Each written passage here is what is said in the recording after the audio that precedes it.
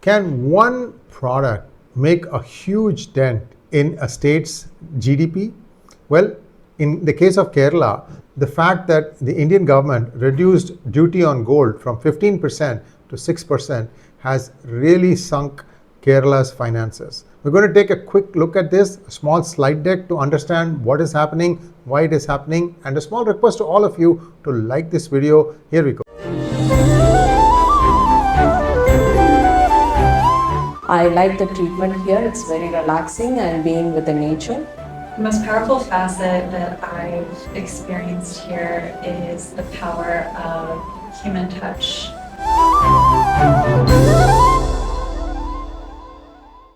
Kerala feels the pinch from gold smuggling fall. So this was not even, legally bringing gold in. It was all smuggled in.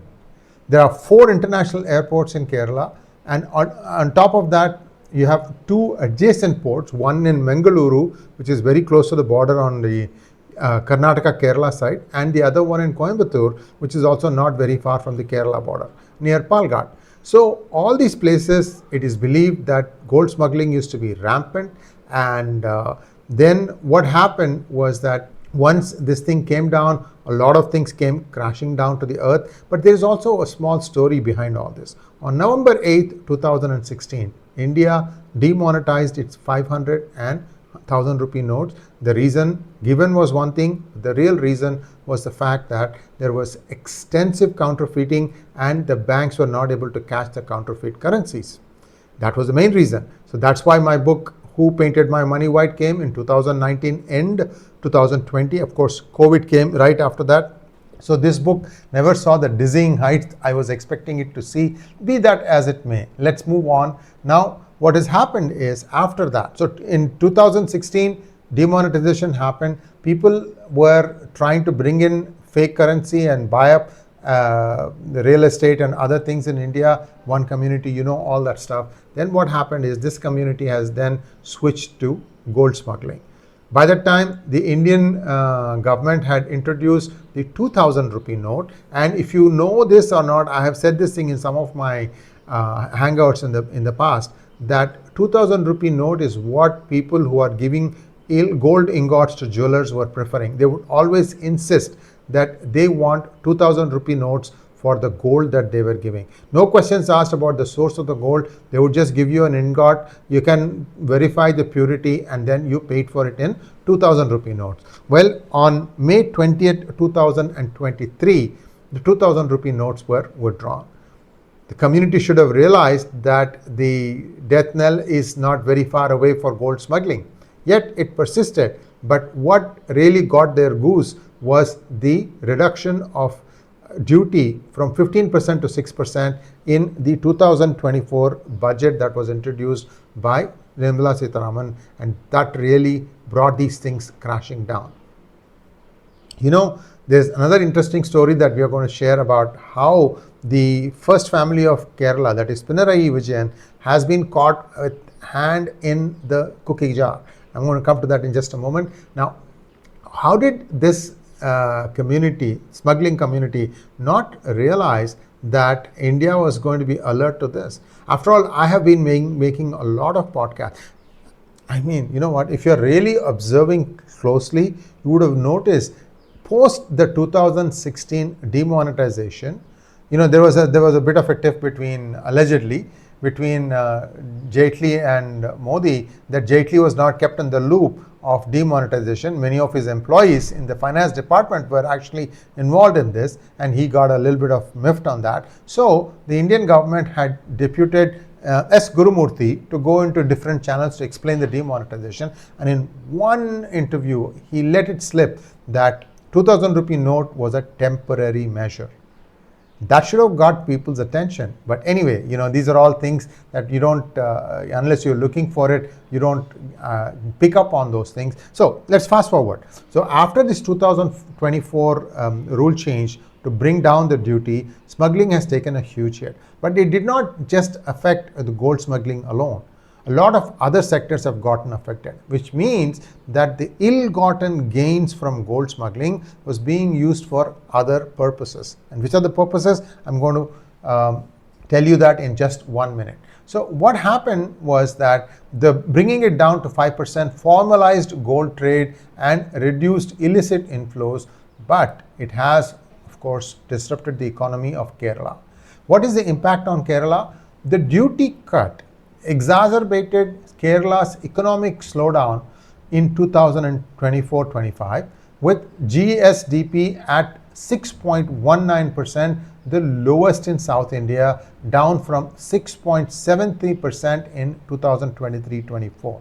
Nominal GSDP reached 12,48,533 crores, below the budgeted 13,11,437 crores. While factors like fiscal constraints, declining remittances, and weak private investments may have played a role, the collapse of the smuggling related liquidity was the key contributor. And as I walk through this video, you will understand why this became a main contributor. Why? Well, one of the reasons was it was providing hidden support for consumption and informal jobs, and its decline exposed structural vulnerabilities. So it's not as if every Kerala person has a great affinity for gold. In fact, one of the gold companies, decked up daughter who was a bride at her wedding ceremony with a sari made of gold, completely made of gold, stitched out of, not just the zari guys, the whole sari was made of gold. The shadow economy that Kerala had been running showed that there were 3,173 smuggling cases recorded in the period 2020 to 2023, leading to seizures of about 2.3 tons of gold valued at 1,230 crores of rupees. The DRI, Directorate of Revenue Intelligence, estimates annual national smuggling at 200 to 400 tons, worth $15 billion. That's right, $15 billion, with Kerala as the primary hub due to its 4 international ports. I told you about it. In fact, the one thing involving Swapna Suresh would not have come to light if it was not for one honest customs officer by the name of, unsurprisingly, honest Ramaswamy. So, what is the reason for this? Why has Kerala become the gold smuggling hub? Well, its proximity to Gulf countries such as UAE and Saudi Arabia and a large diaspora enabled smuggling, often using ordinary citizens to be paid between 1,000 rupees to 5,000 rupees per 8 gram, which is also called as a sovereign. Just do the math, guys. If you bring 4 sovereigns, that is 32 grams, it's close to 20,000 rupees. I mean, if you bring some more, you are actually paying for your trip. So this was a very attractive mode, and they were told, don't worry about the customs, nobody's going to check you when you land. And that's how this was going on. Now, there were many devious methods invented. For example, bringing the gold using body cavities, like for your rectum, for example, undergarments, and even as paste and wires. I think I showed you one episode where people were using gold dust, and they were creating a belt-like thing where the belt was, instead of a leather belt, had something that looked like leather, but inside that there was a lot of gold dust, which can in turn be then combined to be melted and recreated for gold. This is the kind of ways in which smuggling was being done. It was a very organized racket. The profits of close to 3.2 lakhs per kg, that is a very powerful incentive for people to smuggle, and this whole thing was allegedly backed by the state officials. Like I told you, right? I mean, Swapna Suresh was caught with her hand in the cookie jar. She was trying to smuggle it using diplomatic bag, and diplomatic bags, I don't remember which country, it's a Middle Eastern country. Let's just leave it at that point. That video is available. You can go back and search on Swapna Suresh and you'll get the data. Now, here it is. What happened in 2020, there was a diplomatic channel scandal. Turns out that gold was being smuggled into Kerala using diplomatic bags. A person by the name of Swapna Suresh, she was working in a consulate, and it was she who used to travel frequently, and it was one time this one honest officer by the name of Honest Ramaswamy got hold of it. That time the bag had 30 kilos of gold, valued at about 15 crores. And then the NIA did an estimate, and it arrived at a number that close to 137 kilograms of gold was smuggled in using diplomatic channels. See, in diplomatic channels, normally nobody checks the baggage. It just comes through, and they were exploiting this. The interesting thing was that 𝗤𝗏 was found to have contacts with the CM, 𝗦𝗏 𝗏𝗏𝗏, his family, as well as the principal secretary of that time, Mr. 𝗟𝗏𝗡𝗏, linking it to terror financing by groups like Indian Mujahideen and the D group. Yet nothing happened. 𝗤𝗏 went to jail. I think she has come out on bail now. She's still waiting for justice. She just said, I was just a mule. I had no idea what I was doing. I mean, she didn't say that. I was just following my orders. And the thing is that the central government has a prima facie case. This was being used to fund anti-national activities.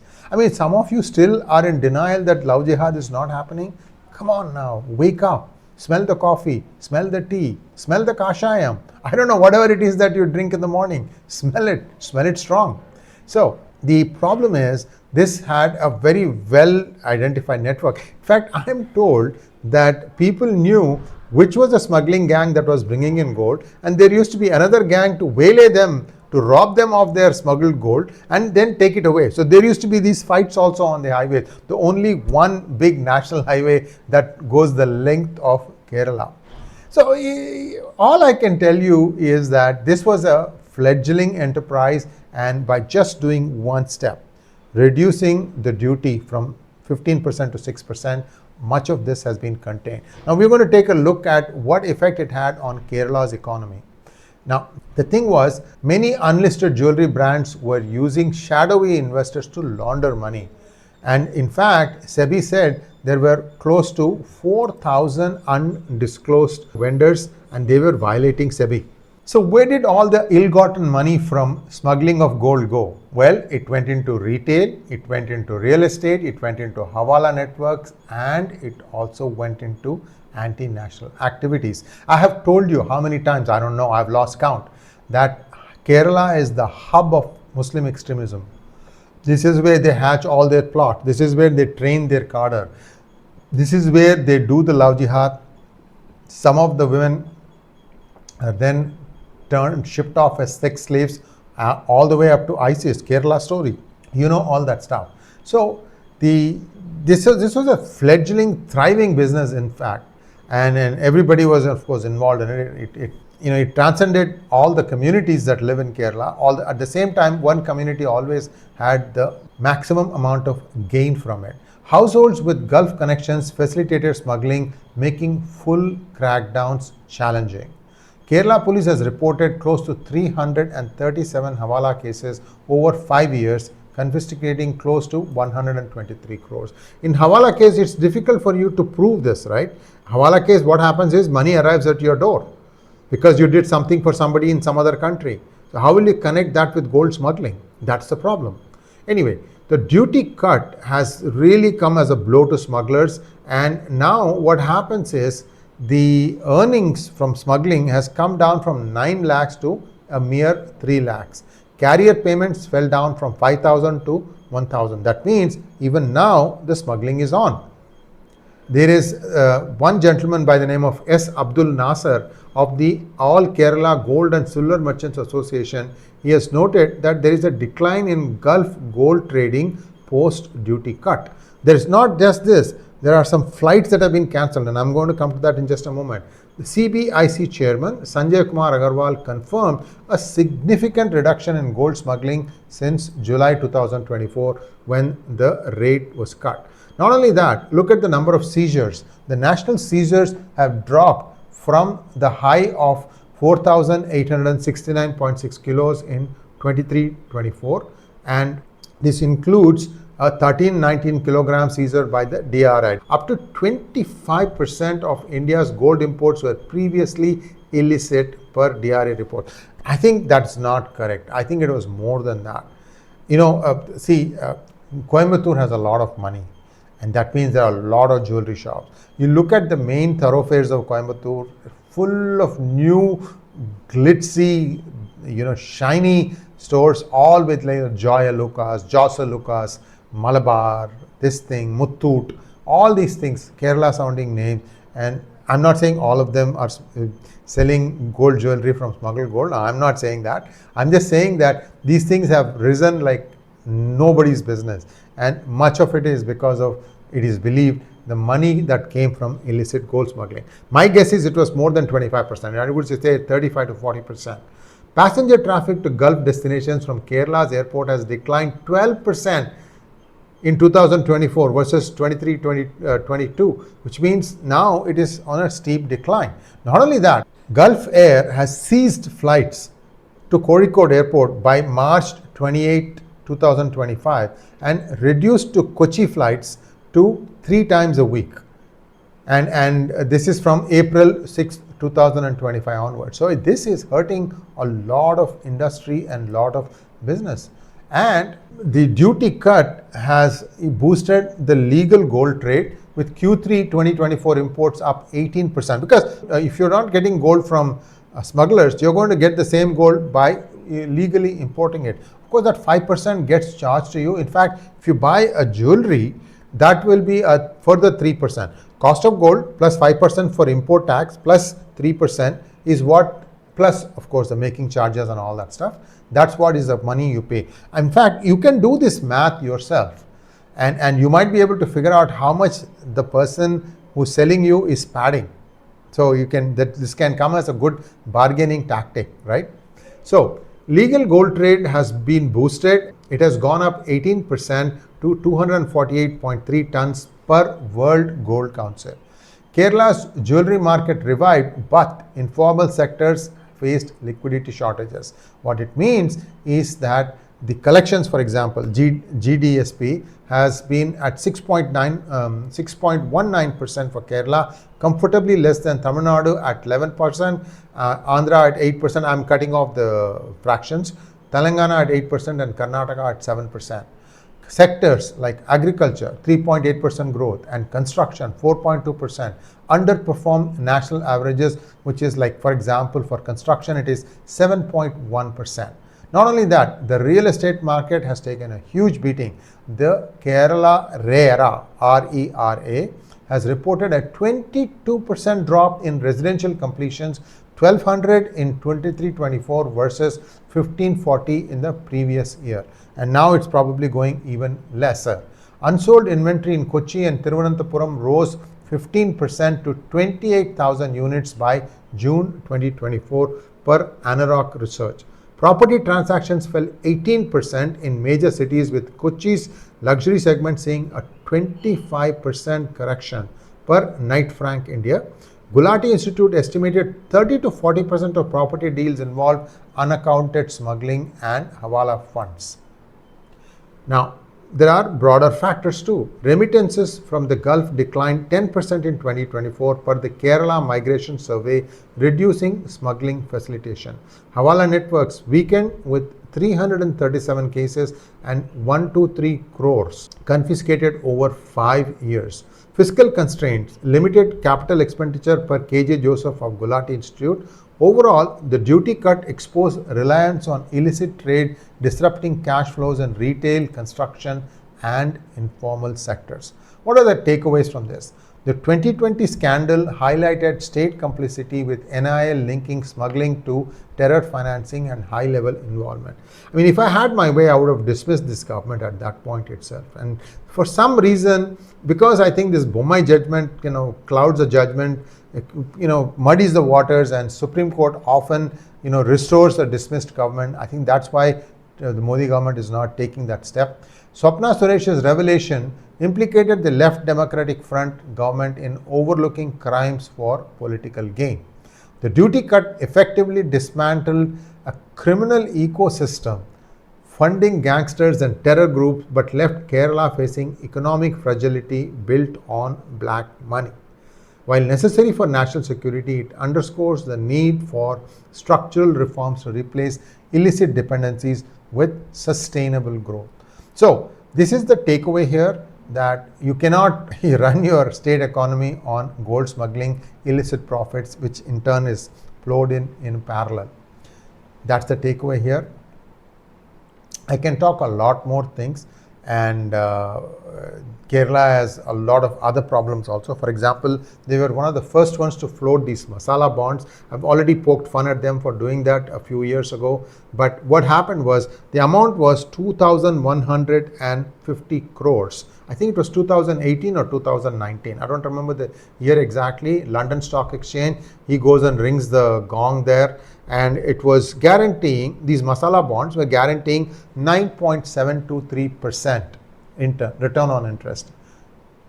That was a big number. Bonds are come rain, come shine, you have to pay. So what happened was the intent of this masala bond was to use this money to create infrastructure. Like for example, maybe more roads. There were some things that were unfinished in Kochi. Those things had to be done. Kochi has only one metro. I think Tirunelveli also has only one metro. They could do with more metros, especially Kochi. Kochi is the biggest city, much as it's the business capital. It's got a lot of traffic, and that road gets clogged up like nobody's business.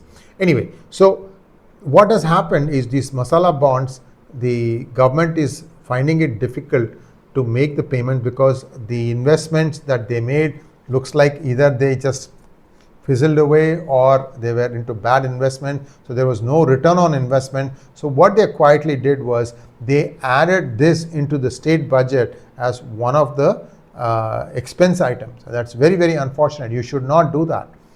The bonds were brought in for a specific intent, and that was to create infrastructure and make money from that. Like for example, levying toll from a new road laid out. And that is how that was supposed to have been paid. So these people, talk from this year to this year about how fiscally,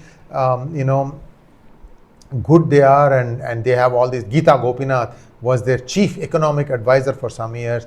I mean, she would have looked at it 5 minutes and said, well, this is not going anywhere. No, you can't tell them that, look, you guys do all these, ulta palta things. For example, they cheat a lot. I mean, especially when the communist ecosystem is in place. Like for example, I'll give you an example. Ministers are supposed to have so many people that they can hire as help. You know what they do in Kerala? They rotate them 5 every year or something. There's a minimum period that you have to be there. Then what happens is you immediately become a government employee, and then you are eligible for benefits. The moment you are eligible for benefits, you step away, you start enjoying the benefits without doing any work. Another set comes in. This was highlighted by the then governor 𝗟𝗡𝗅𝗏. So Kerala is your textbook example of how not to run a state. And I think this is the first one that's going to fail. I don't know when the central government is going to throw in the towel and say, no more money for you. You figure out a way to fend for yourself. Again, they'll go back to what they know best, which is probably, what I'm talking about.